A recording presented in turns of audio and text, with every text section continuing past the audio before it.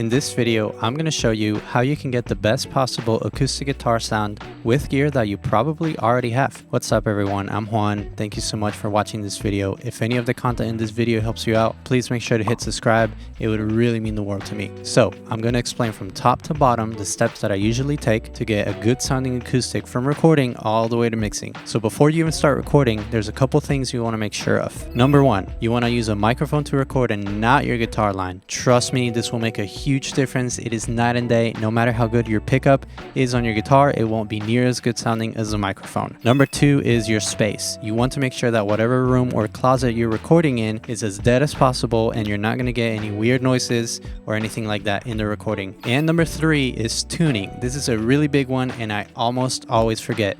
Make sure to tune your guitar in between takes. You have no idea how many times I've gotten the perfect take and then I go listen back to it and the guitar was slightly out of tune. So make sure you tune up. Alright, first I'm going to record a guitar and then I'm going to show you all the steps that I take to mix it into a song that I'm currently working on.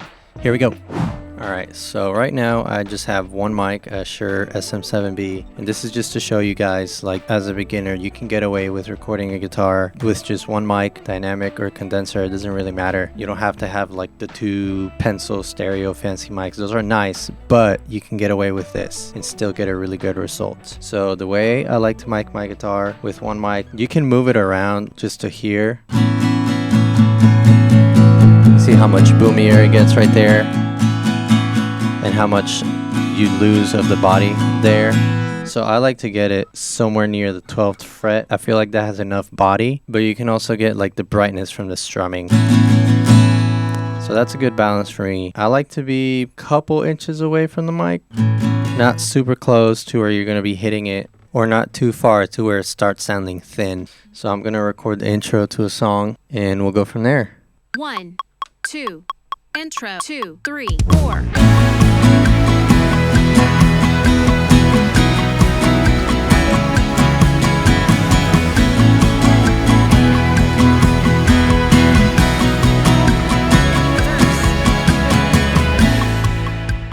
Alright, so I just showed you me doing one take, but actually I did several more takes, but I ended up liking my last take. That's when I stopped recording, and it turns out there were some sections that I liked from other takes. So that's why it's always good to do multiple takes, even if you think like one and done. It's probably better if you do multiple just in case. I really like that Logic lets you cycle a section and then you hit record only one time and it just loops and you can keep on playing and it's just going to keep stacking all the recordings. So that's why I'm able to do different takes. What I do to choose which sections to use from all these takes, it takes a lot of time listening to all of them, but it's really worth it. I try to make sure that they flow together, that they sound like it's one take, like it doesn't sound like super drastic changes, and it really is just making sure that you take out any mistakes or any weird noises that made it on the recording. I usually don't worry about timing, like which take has the better timing. I don't really worry about that because we're going to work on that later. We're going to quantize this. So I'll let you listen to this real quick.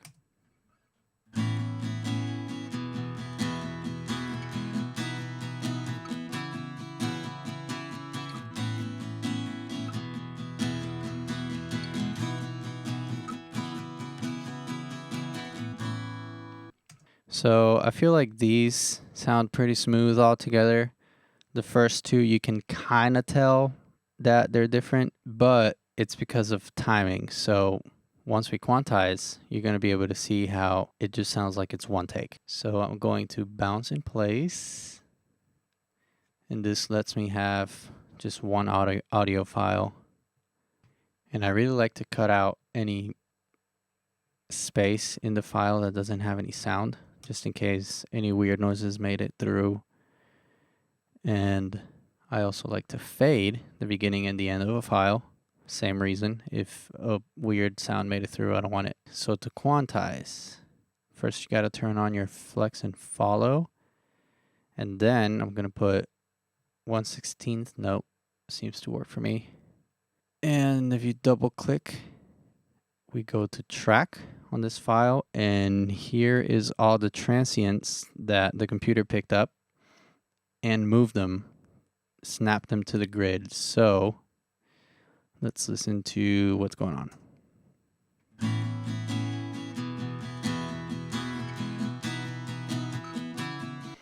So sometimes it picks up something thinking that it needs to be moved, but it's not. So you gotta listen to those and get rid of them. Like that.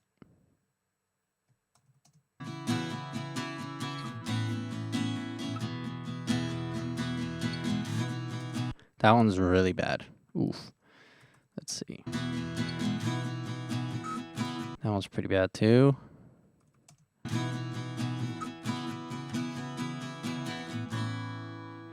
All right, the rest are pretty good. We're gonna listen to that again with the metronome on. So I'm gonna hit K on my keyboard.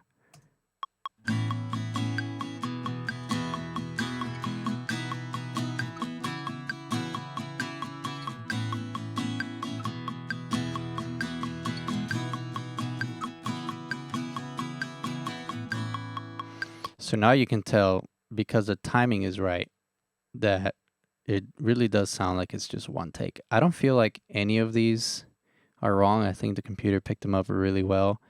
There was maybe one that I would like to kind of move back a little bit. I think it was this one on 13.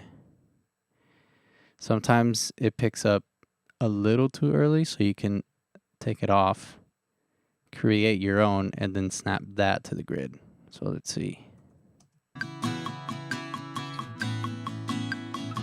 Yeah, I feel like that's better. All right, now that we're done with quantizing, let's go to some mixing. So start off with EQ, and I usually start with a high pass filter up to 100. The guitar's not really producing anything below 100, so any other unwanted noise, like maybe there's a hum in your recording space, or you slightly kick the microphone stand, you just want to get rid of all that. So listening to it, I feel like it sounds pretty good, but I hear a little bit of boxiness around here. So let's find it.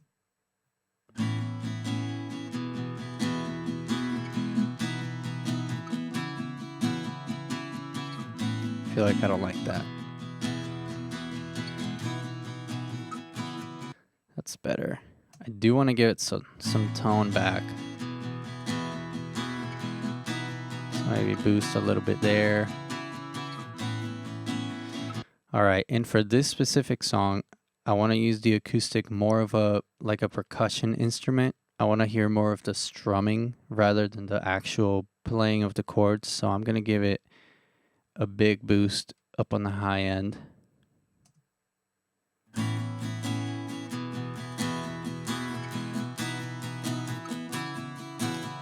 Without it.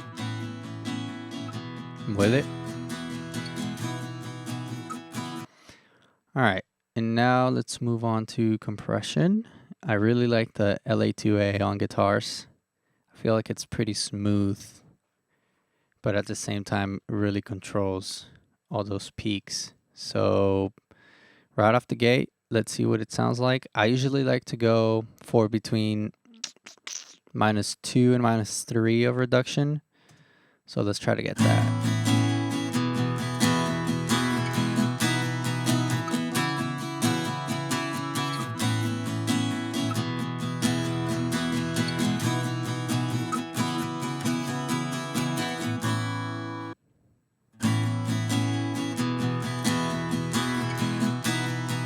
I feel like that's a good spot. And it also increased the volume right off the gate, which I feel like we are going to need that, but let's listen in context to see what volume's looking like.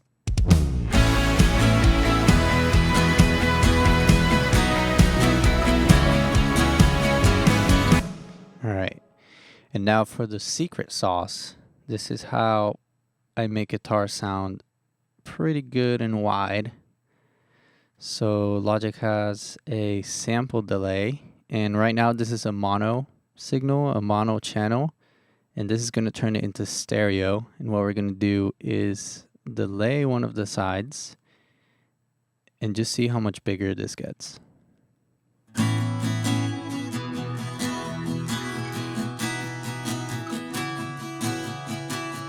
just by delaying one side a little bit. And you can, this kind of emulates the effect of having the 2 stereo mics that people usually do. This kind of helps you get that kind of sound with just one mic. Let's listen to it without it. And with it.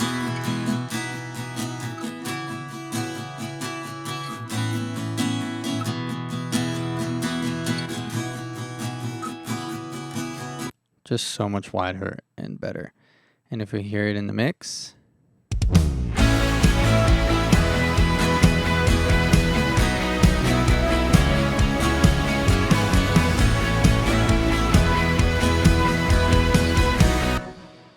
I feel like that sounds pretty good. I'm gonna mute the guitar. On mute.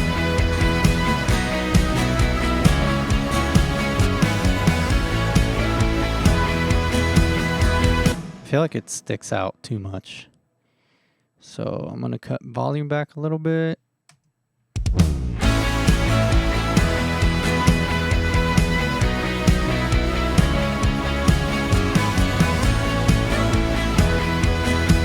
I feel like that's better. Okay, so last but not least, let's try adding some reverb. Honestly, for this song and for this mix, you probably won't even be able to hear the reverb, but let's just put one on there just to see what it would sound like. And I usually like to put the reverb on a separate bus, not on the channel itself. It's just easier to control for me. So Chroma Reverb from Logic is pretty good. And there's a preset that I really like called Orchestra Hall. Let's see what that sounds like.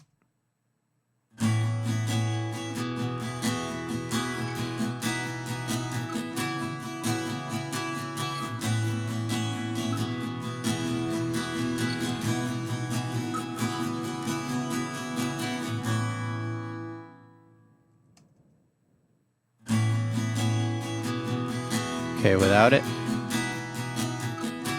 and with it.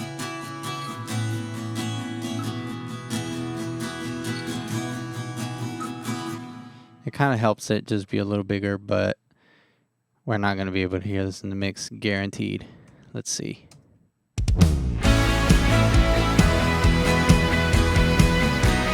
Off. On. Yeah, you can't really hear, but I'm going to leave it because later on in the song, when there's less going on and the guitar's still there, then you'll be able to hear it. So I'm going to leave it. But that's everything I would do on an acoustic guitar, all the way from recording to mixing. And let me know what you think in the comments. Till the next one.